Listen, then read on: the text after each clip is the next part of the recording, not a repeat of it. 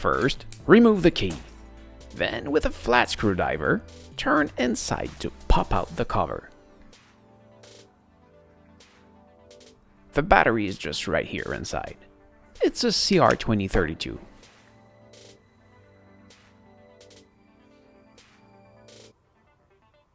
If you don't have any with you, you can order it from the link in the description.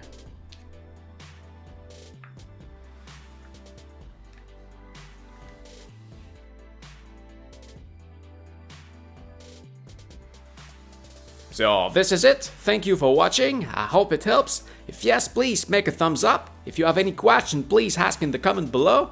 I may simply answer you or even maybe make a video just for you. So don't forget to subscribe, and what you do see back there is from my main channel, so please come take a look at this right there. Thank you for watching again. See ya!